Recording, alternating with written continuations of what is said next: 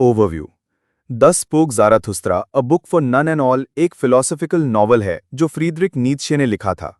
ये 1883 से 1885 के बीच 4 वॉल्यूम्स में पब्लिश हुई। वेस्टर्न फिलॉसफी के ट्रेडिशन में ये एक बहुत ही यूनिक और अजीब तरह का काम माना जाता है।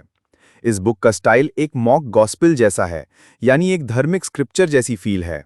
इसमें ज़ाराथुस्त्रा नाम के कैरेक्टर की कहानी और उसके टीचिंग्स आती हैं। ज़ाराथुस्त्रा अपना मैसेज इंसानों तक पहुंचाने की कोशिश करता है। Main themes.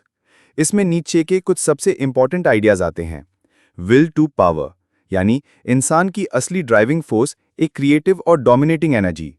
God is dead, नीचे का फेमस स्टेटमेंट जिसमें वो कहता है कि इंसान अब अपनी लाइफ के मीनिंग के लिए गॉड पर डिपेंड नहीं रह सकता। ज़राथुस्त्रा's प्रोलॉग पार्ट 1। जब ज़राथुस्त्रा की उम्र 30 साल होती है तो वो अपने अंदर के स्पिरिट और सॉलिट्यूड को एंजॉय करने के लिए विल्डरनेस में चला जाता है। वहां वो 10 साल तक रहता है, अपने विजडम गैदर करता है। लेकिन फिर एक दिन उसको लगता है कि अब ये ज्ञान बस अपने अंदर रखना ठीक नहीं है। जैसे सेटिंग सन नीचे जाता है और अपनी रोशनी सबको देता है, वैसे ही उसे भी माउंटेन से उतरकर लोगों के बीच जाना चाहिए और अपना ओवरब्रेमिंग विजडम शेयर करना चाहिए। Encounter with the saint. अपने रास्ते में ज़रथुस्त्रा एक सेंट से मिलता है जो जंगल में अकेला रहता है। वो सेंट पहले इंसानों से बहुत प्यार करता था, लेकिन अब उनके इम्परफेक्शन से थक गया है और सिर्फ गॉड को प्यार करता है।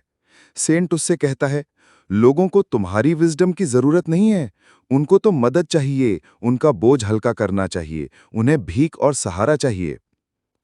ज़राथुस्त्रा सेंट को अलविदा कहता है, लेकिन उसे हैरानी होती है कि सेंट को अभी तक ये भी नहीं पता कि God is dead. Preaching the overman. Zarathustra एक टाउन में पहुंचता है और अपना मैसेज सुनाना शुरू करता है। वो कहता है, इंसान एक रोप है, बीस्ट और ओवरमैन के बीच। उसे क्रॉस करना डेंजरस है, लेकिन जरूरी है। लोगों को दूसरी दुनिया यानी आफ्टर लाइफ की उम्मीद छोड़नी होगी और इसी लाइफ को एक्सेप्ट करना होगा। जो तुम्हारी आज की वैल्यूज हैं, जैसे हैप्पीनेस, रीजन, वर्च्यू, जस्टिस, पिटी, उन सब से आगे निकलना होगा। सिर्फ तभी तुम ओवरमैन के लिए रास्ता बनाते हो। लेकिन लोग इस बात पर हंसने लगते हैं। ज़राथुस्त्रा उनसे कहता है, अगर तुमने ओवरमैन को क्रिएट नहीं किया तो तुम लास्ट मैन बन जाओगे। लास्ट मैन का मतलब सब इंसान एक जैसे हो जाएंगे, जैसे हर्ड एनिमल्स। वो बस सिंपल प्लेजर्स एंजॉय करेंगे, मीडियोक्रिटी में जिएंगे। उन्हें किसी एक्सट्रीम या डेंजरस चीज से डर लगेगा और वो कहेंगे, वी हैव इन्वेंटेड हैप्पीनेस, और बस ब्लिंक करेंगे। ये सुन के लोग खुश हो जाते हैं और कहते हैं, हाँ, हमें लास्ट मैन ही बनाओ। इसी वक्त एक टाइट रोप वॉकर 2 टावर्स के बीच वॉक कर रहा होता है। पीछे से एक जेस्टर यानी क्लाउन आता है, उसका मजाक उड़ाता है और उसके ऊपर से जंप कर जाता है। टाइट रोप वॉकर बैलेंस खोता है और नीचे गिर जाता है, मरने के करीब।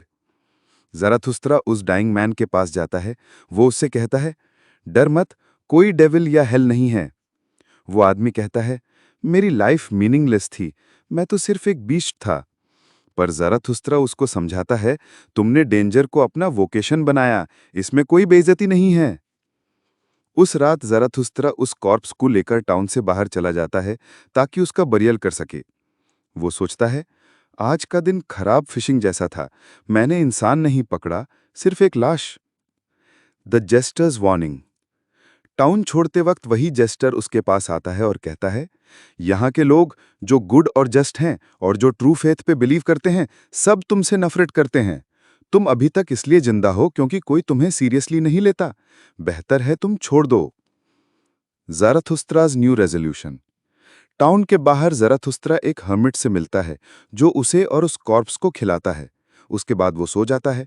जब वो जागता है उसको एक नया रियलाइजेशन होता है।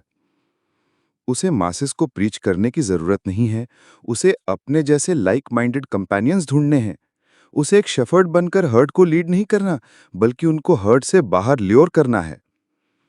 वो जानता है कि जो लोग गुड और जस्ट हैं और जो ट्रू फेथ वाले हैं, वो उससे और भी ज्यादा नफरत करेंगे। उनके लिए वो एक लॉ ब्रेकर और वैल्यूज ब्रेकर लगेगा। लेकिन ज़राथुस्त्रा के लिए ये वैल्यूज तोड़ना ही एक ग्लोरियस क्रिएशन है। सिंपल शब्दों में, प्रोलॉग में ज़राथुस्त्रा अपनी जर्नी स्टार्ट करता है। वो ओवरमैन का मैसेज लोगों को देता है, लेकिन उन्हें ये समझ नहीं आता। वो समझता है कि मासिस के लिए ये विजडम नहीं है, इसलिए उसे अपने कंपेनियंस बनाने हैं जो उसके साथ मिलकर पुराने वैल्यूज तोड़कर नए वैल्यूज क्रिएट करेंगे।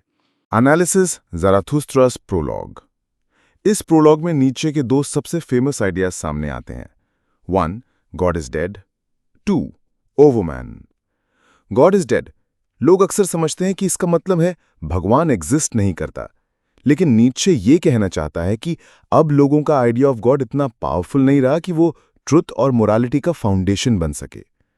पहले गॉड ही इंसान की लाइफ को मीनिंग देता था। अब जब गॉड पे विश्वास कमजोर हो गया है तो दुनिया मीनिंगलेस लगती है।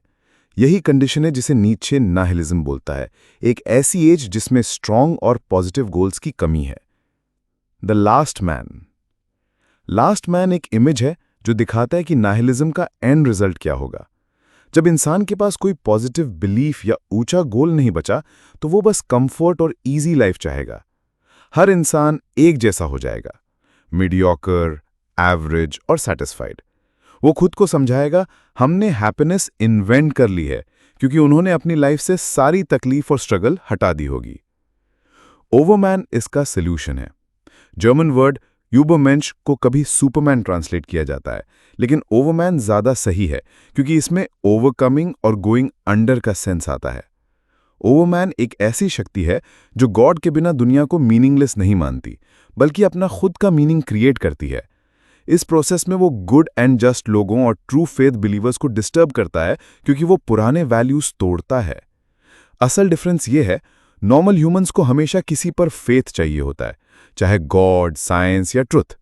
ओवरमैन सिर्फ अपने ऊपर फेथ रखता है, किसी और पर नहीं। Human as a bridge.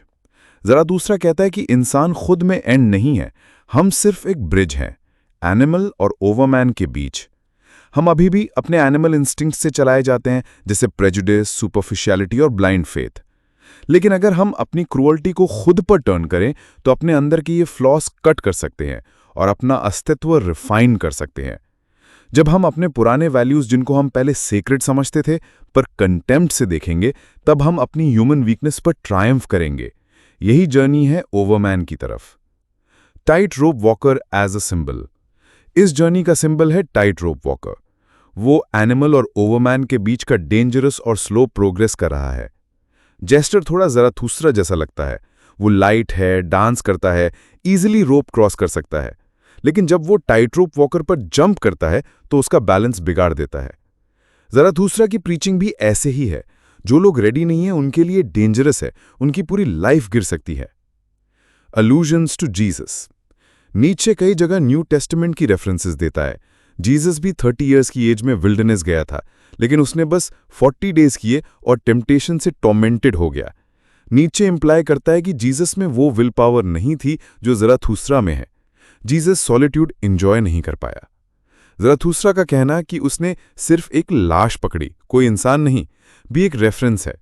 Bible में जीसस ने अपने डिसाइपल से कहा था कि तुम मेन के फिशर्स बनोगे। लेकिन ज़राथुस्त्रा खुद को शेपर्ड नहीं बनाना चाहता जो एक फ्लॉक लीड करे। उसका मकसद है इंडिविजुअल्स को फ्लॉक से बाहर निकालना।